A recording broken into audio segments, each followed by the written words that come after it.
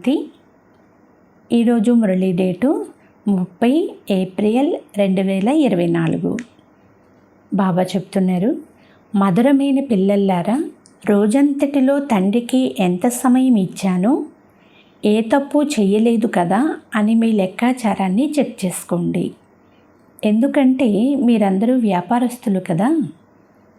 ఈరోజు మురళీలోని ప్రశ్న, అంతర్ముఖులుగా అయి ఏ శ్రమను చేస్తూ ఉంటే అపారమైన సంతోషం ఉంటుంది? సమాధానము, జన్మ జన్మాంతరాల నుండి ఏం చేశారు? ఏవైతే మీ ముందుకు వస్తాయో వాటన్నిటి నుండి బుద్ధియోగాన్ని తొలగించి సతో ప్రధానంగా అయ్యేందుకు తండ్రిని స్మృతి చేసే శ్రమ చేస్తూ ఉండండి. నలువైపుల నుండి బుద్ధిని తొలగించి అంతర్ముఖులుగా అయి తండ్రిని స్మృతి చేయండి. సర్వీసుకు రుజువు ఇస్తే అపారమైన సంతోషం ఉంటుంది అని బాబా చెప్తున్నారు. ఓం శాంతి. తండ్రి కూర్చుని పిల్లలకు అర్థం చేయిస్తున్నారు. ఆత్మిక తండ్రి కూర్చుని ఆత్మిక పిల్లలకు అర్థం చేయిస్తున్నారు అని పిల్లలకు తెలుసు. ఆత్మిక తండ్రి అనంతమైన తండ్రి, ఆత్మిక పిల్లలు కూడా అనంతమైన పిల్లలే. తండ్రి పిల్లలందరికీ సద్గతిని ఇవ్వాలి. ఎవరి ద్వారా? ఈ పిల్లల ద్వారా విశ్వానికి సద్గతిని ఇవ్వాలి. విశ్వంలోని పిల్లలంతా ఇక్కడికి వచ్చి చదువుకోరు. దీని పేరే ఈశ్వరీయ విశ్వవిద్యాలయము. అయితే అందరికీ ముక్తి లభిస్తుంది. ముక్తి అనండి లేక జీవన్ముక్తి అనండి. ముక్తిలోకి వెళ్ళి తిరిగి అందరూ జీవన్ముక్తిలోకి వచ్చే తీరాలి. అంటే అందరూ ముక్తి ధామము ద్వారా జీవన్ముక్తిలోకి వస్తారు. ఒకరి వెనుక ఒకరు పాత్రను అభినయించేందుకు రానే రావాలి. అంతవరకు ముక్తిధామంలో ఉండవలసి వస్తుంది. పిల్లలకి ఇప్పుడు రచయిత రచనల గురించి తెలిసింది. ఇదంతా అనాది రచన. రచయిత అయితే ఒక్క తండ్రి మాత్రమే. ఆత్మలంతా అనంతమైన తండ్రికి పిల్లలే. వారికి తెలిసినప్పుడు వారే వచ్చి యోగము నేర్చుకుంటారు. ఈ యోగము భారతదేశం కొరకు. తండ్రి భారతదేశంలోనే వస్తారు. భారతవాసీలకే స్మృతి యాత్రను నేర్పించి పావనముగా చేస్తారు అని, మరియు సృష్టి చక్రం ఎలా తిరుగుతూ ఉంది అనే జ్ఞానము కూడా ఇస్తారని పిల్లలకు తెలుసు. ఏదైతే గాయనం చేయబడి పూజింపబడు రుద్రమాల ఉందో దానిని స్మరిస్తారు. భక్తమాల కూడా ఉంది. సర్వశ్రేష్టమైన భక్తుల మాల కూడా ఉంది. భక్తమాల తరువాత జ్ఞానమాల ఉండాలి. భక్తి మరియు జ్ఞానము ఉన్నాయి కదా. భక్తమాలతో పాటు రుద్రమాల కూడా ఉంది. తర్వాత రుండుమాల అని అంటారు. ఎందుకంటే సృష్టిలో సర్వశ్రేష్ఠ మానవుడు విష్ణువు. అందువలన వారిని సూక్ష్మవతనంలో చూపిస్తారు. ప్రజాపిత బ్రహ్మ అయితే ఇక్కడే ఉన్నాడు. ఇతని మాల కూడా ఇక్కడే ఉంది. చివరికి వీరి మాల తయారైతేనే రుద్రమాల మరియు విష్ణువు యొక్క వైజయంతి మాల తయారవుతుంది. ఉన్నతోన్నతమైన వారు శివబాబా. ఆ తరువాత సర్వశ్రేష్టమైనది విష్ణు రాజ్యము. భక్తి మార్గంలో శోభ కొరకు ఎన్నో చిత్రాలు తయారు చేశారు. కానీ అందులో జ్ఞానము ఏమాత్రం లేదు. మీరు తయారు చేసిన చిత్రాల అర్థమును తెలియచేస్తే మనుషులు అర్థం చేసుకుంటారు. లేదు అంటే శివశంకరులు ఇద్దరిని కలిపేసి ఒక్కటిగా భావిస్తారు. సూక్ష్మవతనంలో కూడా అంతా సాక్షాత్కార విషయమే ఉంటుంది అని బాబా అర్థం చేయించారు. అక్కడ ఎముకలు రక్త మాంసాలు ఉండవు. సాక్షాత్కారం చేసుకుంటారు. సంపూర్ణ బ్రహ్మ కూడా ఉన్నాడు. కానీ అతడు సంపూర్ణుడు, అవ్యక్తుడు. ఇప్పుడు ఉన్న వ్యక్త బ్రహ్మ అవ్యక్తంగా అవ్వాలి. వ్యక్తంలో ఉన్నవారే అవ్యక్తంగా అవుతారు. అప్పుడే ఫరిస్తా అని అంటారు. సూక్ష్మవతనంలో అతని చిత్రమునుంచారు. సూక్ష్మవతనానికి వెళ్తారు. బాబా సూబీ రసం త్రాగించారు అని అంటారు. కానీ అక్కడ వృక్షాలు మొదలైనవి ఏమీ ఉండవు. వైకుంఠంలో ఉంటాయి, కానీ అక్కడి నుండి తీసుకొచ్చి త్రాగిస్తారు అని కాదు. ఇవన్నీ కూడా సూక్ష్మవతనంలోని సాక్షాత్కార విషయాలు. ఇప్పుడు వాపస్ ఇంటికి వెళ్ళాలి, అందుకు ఆత్మాభిమానులుగా అవ్వాలి. నేను ఆత్మ అవినాశిని, ఈ శరీరం వినాశి. ఆత్మజ్ఞానం కూడా పిల్లలైన మీలో ఉంది. వారికి ఆత్మ అంటే ఏమిటో, అందులో 84 జన్మల పాత్ర ఎలా నిండి ఉందో కూడా తెలియదు. ఈ జ్ఞానమును కేవలం మనకు తండ్రి మాత్రమే ఇస్తారు. తనను గురించిన జ్ఞానం కూడా ఇస్తారు. తమో ప్రధానము నుండి సతో ప్రధానంగా కూడా తయారు చేస్తారు. నేను ఆత్మను, ఇప్పుడు పరమాత్మనితో యోగం చెయ్యాలి అనే పురుషార్థం చేస్తూ ఉంటే చాలు అని బాబా అంటున్నారు. సర్వశక్తివంతుడు, పతిత పావనుడు అని ఒక్క తండ్రినే అంటారు. ఓ పతిత పావన రండి అని సన్యాసులు పిలుస్తారు. కొందరు బ్రహ్మతత్వమునే పతిత పావనుడు అని అనేస్తారు. భక్తి ఎంత సమయం నడుస్తుంది? జ్ఞానము ఎంత సమయం నడుస్తుంది? ఈ జ్ఞానము పిల్లలైన మీకు ఇప్పుడు మాత్రమే లభిస్తుంది. ఇది తండ్రి కూర్చుని అర్థం చేయిస్తున్నారు. ఇంతకుముందు ఏమీ తెలిసేది కాదు. మనుష్యులై ఉండేవారు, కానీ తుచ్చబుద్ధి కలవారిగా ఉండేవారు అని బాబా అంటున్నారు. సత్యయుగంలో సంపూర్ణ స్వచ్ఛబుద్ధి కలవారిగా ఉండేవారు. వారిలో ఎన్నో దైవీ గుణాలు ఉండేవి. పిల్లలైన మీరు తప్పకుండా దైవీ గుణాలు ధారణ చెయ్యాలి కదా.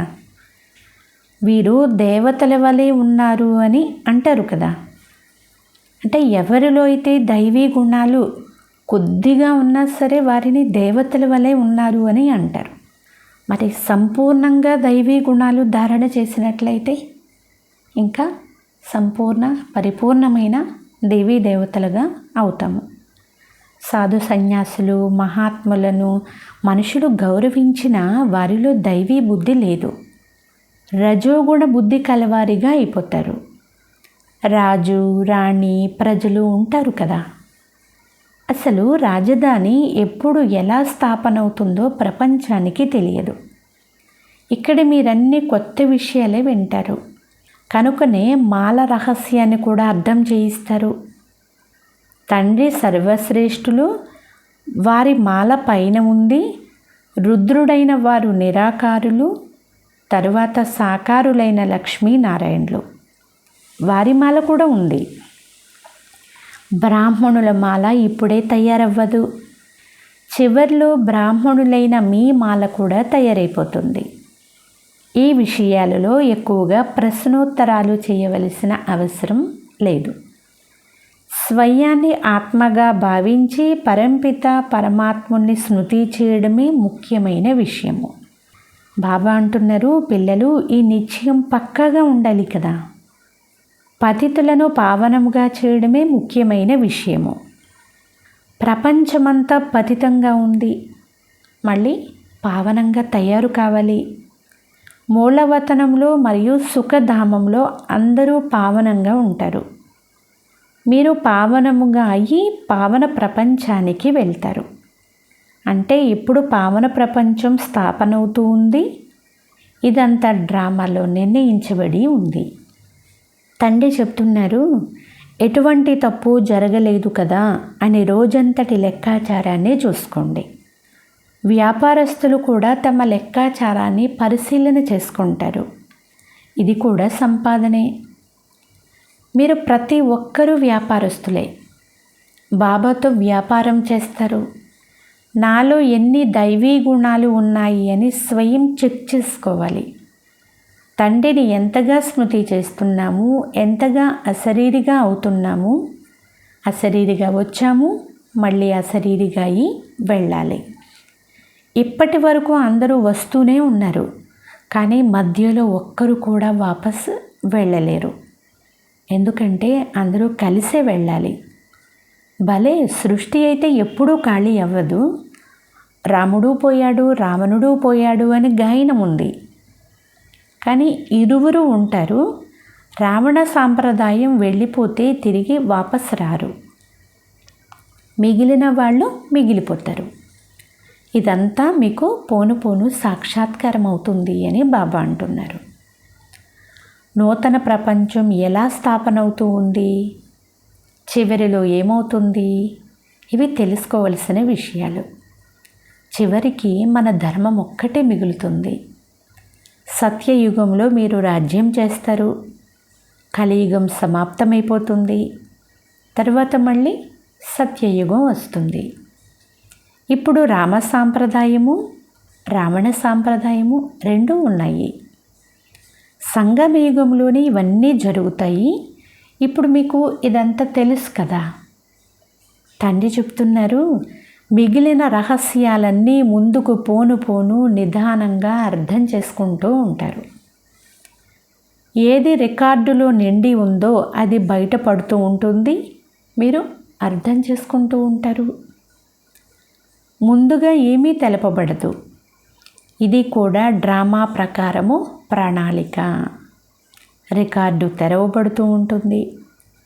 బాబా చెప్తూ ఉంటారు, మీ బుద్ధిలో ఈ విషయాలన్నిటి జ్ఞానము వృద్ధి చెందుతూ ఉంటుంది. రికార్డు అనుసారముగా బాబా మురళి కూడా నడుస్తూ ఉంటుంది. డ్రామా రహస్యం అంతా నిండి ఉంది. రికార్డులో ముళ్ళును పైకెత్తి మధ్యలో పెడితే అది రిపీట్ అయినట్లు మళ్ళీ రిపీట్ అవుతుందని కాదు, అలా జరగదు. అక్కడ మళ్ళీ అదే రిపీట్ అవుతుంది, కొత్త విషయం ఏమీ ఉండదు. తండ్రి వద్ద ఏదైతే నూతన విషయం ఉంటుందో అది మళ్ళీ రిపీట్ అవుతుంది. మీరు వింటూ ఉంటారు, వినిపిస్తూ ఉంటారు. మిగిలినవన్నీ గుప్తము. ఇప్పుడు రాజధాని స్థాపన అవుతుంది, పూర్తి మాల తయారవుతూ ఉంది. వేరువేరుగా వెళ్ళి మీరు రాజ్యంలో జన్మ తీసుకుంటారు. రాజు, రాణి, ప్రజలు అందరూ కావాలి. ఇదంతా బుద్ధితో చేయవలసిన పని. వాస్తవానికి ఏం జరుగుతుందో అది చూస్తారు. ఎవరైతే ఇక్కడ నుండి వెళ్తారో వారు మంచి ధనవంతులేళ్లలో జన్మ తీసుకుంటారు. ఇప్పుడు కూడా మీకు అక్కడ చాలా పాలన జరుగుతుంది. ఈ సమయంలో కూడా కొందరి వద్ద రత్నఖచిత వస్తువులు ఉంటాయి, కానీ వారిలో అంతటి శక్తి లేదు. శక్తి మీలో ఉంది, మీరెక్కడికి వెళ్ళినా ప్రకాశిస్తూనే ఉంటారు అని బాబా అంటున్నారు. ఎందుకంటే మీరు శ్రేష్టముగా అవుతారు కనుక మీరు అచ్చటికి వెళ్ళి దైవీ చరిత్రను చూపిస్తారు. అసురీ పిల్లలు పుట్టగానే ఏడుస్తూ ఉంటారు, మురికిగా కూడా ఉంటారు. మీరు చాలా నియమానుసారంగా పాలింపబడతారు. మలినము మొదలైన విషయాలు ఏమీ ఉండవు. ఈ రోజుల్లోని పిల్లలు మలినమైపోతారు. సత్యయుగంలో ఇటువంటి విషయాలు ఏమీ ఉండవు. అది స్వర్గం కదా. దుర్వాసన లేని కారణంగా అక్కడ అగరబత్తీలు వెలిగించవలసిన అవసరమే ఉండదు. ఎందుకంటే తోటలలో మంచి మంచి సుగంధభరిత పుష్పాలు ఉంటాయి. ఇక్కడి పుష్పాలలో అయితే అంత సుగంధం ఉండదు. అక్కడి ప్రతి వస్తువులోనూ 100% సువాసన ఉంటుంది. ఇక్కడైతే 1% కూడా ఉండదు అని బాబా అంటున్నారు. అక్కడ పుష్పాలు కూడా ఫస్ట్ క్లాస్గా ఉంటాయి. ఇక్కడ ఎంత ధనవంతులైనా అక్కడి వలె ఉండరు. అక్కడ రకరకాల వస్తువులు ఉంటాయి. పాత్రలు మొదలైనవన్నీ కూడా బంగారమువే ఉంటాయి. ఇక్కడ రాళ్ళు ఎలా ఉన్నాయో అక్కడ అంతా బంగారు మయము. ఇసుకలో కూడా బంగారం ఉంటుంది. మరి అక్కడ ఎంత బంగారం ఉంటుందో ఒక్కసారి ఆలోచించండి అని బాబా అంటున్నారు. బంగారముతోనే భవనాలు కూడా నిర్మిస్తారు. అక్కడ ఎలాంటి వాతావరణం ఉంటుంది అంటే వేడి ఉండదు, అలాగని చలి ఉండదు. అక్కడ వేడి వలన కలిగే దుఃఖం కూడా ఉండదు, అలాగని ఫ్యాన్ల యొక్క అవసరం కూడా ఉండదు. బాబా అంటున్నారు, దాని పేరే స్వర్గము. అక్కడ అపారమైన సుఖం ఉంటుంది. మీ వంటి పదమాపదం భాగ్యశాలురుగా ఎవ్వరూ తయారవ్వజాలరు. లక్ష్మీనారాయణలను ఎంత మహిమ చేస్తారు. వారిని ఆ విధంగా తయారు చేసేవారికి ఎంత మహిమ ఉండాలి. అంతే కదా, ఒక్కసారి ఆలోచన చేయండి. లక్ష్మీనారాయణలను మనం ఎంత మహిమ చేస్తామో, మరి వారిని అంత ఉన్నతంగా అంత శ్రేష్టంగా తయారు చేసేవారికి ఇంకెంత మహిమ ఉండాలి. మొదట అవ్యభిచారి భక్తి ఉంటుంది. ఆ తరువాత అనేక దేవతల యొక్క భక్తి ప్రారంభమవుతుంది. దానిని కూడా భూత పూజ అని అంటారు. ఆ శరీరమైతే లేదు, పంచతత్వాల పూజ జరుగుతుంది. శివబాబా గురించి అలా అనరు. శివ పూజ చేసేందుకు బంగారము మొదలైన వస్తువులను ఉపయోగిస్తారు. ఆత్మను బంగారము అని అనరు. ఆత్మ దేనితో తయారైంది? శివుని చిత్రము దేనితో తయారు చేయబడింది అంటే వెంటనే చెప్పేస్తారు.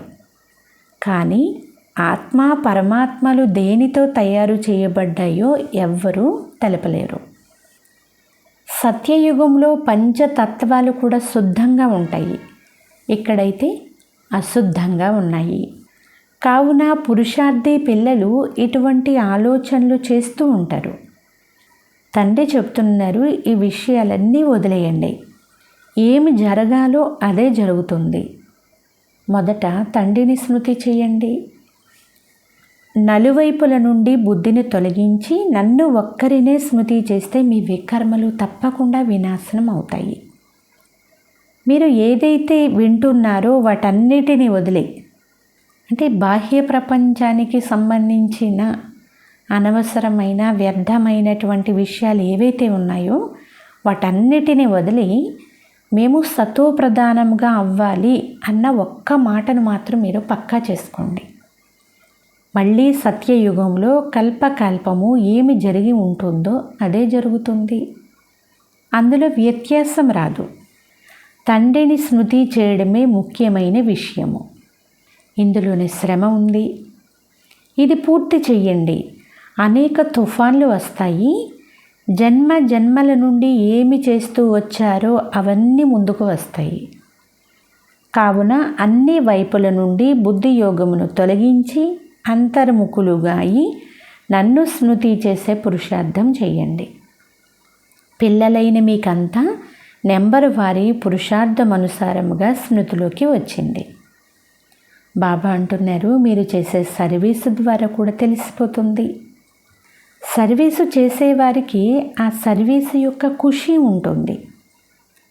బాగా సర్వీసు చేసేవారికి వారి సర్వీసుకు రుజువు కూడా లభిస్తుంది. మార్గదర్శకులుగా అయి వస్తారు. ఎవరెవరు మహారథులుగా ఉన్నారో, ఎవరెవరు అశ్వారోహులుగా ఉన్నారో, ఎవరు పాదచారులుగా ఉన్నారో వెంటనే తెలిసిపోతుంది అని బాబా అంటున్నారు. అచ్చా, మధురాతి మధురమైన అపరూపమైన పిల్లలకు మాతాపిత బాబ్దాదాల ప్రియ స్మృతులు మరియు గుడ్ మార్నింగ్. ఆత్మిక పిల్లలకు ఆత్మిక తండ్రి నమస్తే. ఆత్మీయ తండ్రికి ఆత్మీయ పిల్లల యొక్క ప్రియ స్మృతులు గుడ్ మార్నింగ్ మరియు నమస్తే నమస్తే నమస్తే. ధారణ కొరకు ముఖ్య సారము. ఫస్ట్ పాయింట్, ఇతర విషయాలన్నీ వదిలి బుద్ధిని నలువైపుల నుండి తొలగించి సతో ప్రధానంగా అయ్యేందుకు అశరీరులుగా అయ్యే అభ్యాసమును చేస్తూ ఉండాలి. అలాగే దైవీ గుణాలను ధారణ చేయాలి. సెకండ్ పాయింట్, బుద్ధిలో మంచి మంచి ఆలోచనలు తీసుకురావాలి. మా రాజ్యంలో అంటే స్వర్గంలో ఏమేమి ఉంటాయి వాటిపైన మీరు మననం చేసి మిమ్మల్ని మీరు అందుకు అర్హులుగా చరిత్రవంతులుగా తయారు చేసుకోవాలి. ఇక్కడ నుండి బుద్ధిని పూర్తిగా తొలగించి వేయాలి అని బాబా అంటున్నారు. ఈరోజు వరదానము, సేవ ద్వారా మేవాను అంటే ఫలాన్ని ప్రాప్తి చేసుకొని అన్ని హద్దు కోరికలకు అతీతముగా సదా సంపన్నము మరియు సమానుభవ. సేవ అంటే ఫలమునిచ్చేది. ఏదైనా సేవ మిమ్మల్ని అసంతుష్టంగా తయారు చేస్తే ఆ సేవ అసలు సేవయే కాదు అంటున్నారు బాబా. అటువంటి సేవను భలే వదిలేయండి, కానీ సంతుష్టతను మాత్రం వదలకండి. బాబా అంటున్నారు, మీరు చేసే ఏ సేవ ద్వారానైనా ఎవరైనా అసంతుష్టంగా అయిపోతే, ఎవరో విషయం కాదు, స్వయం కూడా అసంతుష్టంగా అయిపోయినా అది అసలు సేవయే కాదు. మీరు అలాంటి సేవనైనా వదిలేయండి, కానీ మీ సంతుష్టతను, మీ తృప్తిని మాత్రం వదలకండి అంటున్నారు. ఎలాగైతే శరీరం యొక్క తృప్తి కలవారు సదా సంతుష్టంగా ఉంటారో, అలా మనసు యొక్క తృప్తి కలవారు కూడా సంతుష్టంగా ఉంటారు. సంతుష్టత తృప్తికి గుర్తు. తృప్త ఆత్మలకు ఏ విధమైన హద్దు కోరిక, గౌరవము, కీర్తి, పరిష్కారము, సాధనాల యొక్క ఆకలి అంటే సాధనాల యొక్క కొరత అని అనిపించదు. అంటే ఇది లేదు, అది లేదు, ఇది ఉంటే బాగుంటుంది, అది ఉంటే బాగుంటుంది ఇలా అనిపించదు. ఎందుకంటే తృప్త ఆత్మలు అంటే వాళ్ళకి ఏదైతే సమకూరిందో, సమయానికి వాళ్ళ దగ్గరకు ఏది వచ్చి చేరుకుందో, అంటే ఉన్న దానిలోనే వాళ్ళు చాలా తృప్తి పడతారు. ఎవరైతే మనస్సు లోపల తృప్తి చెందుతారో వాళ్ళ ముఖంలో సంతుష్టత యొక్క ప్రకాశం, ఆ మెరుపు కూడా కనిపిస్తుంది.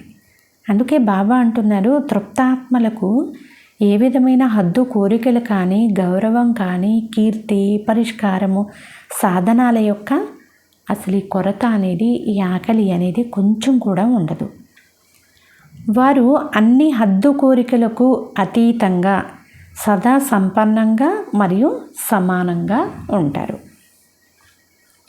స్లోగన్: సత్యమైన హృదయంతో నిస్వార్థ సేవలో ముందుకు వెళ్ళడము అంటే పుణ్యఖాత జమ అవ్వడము.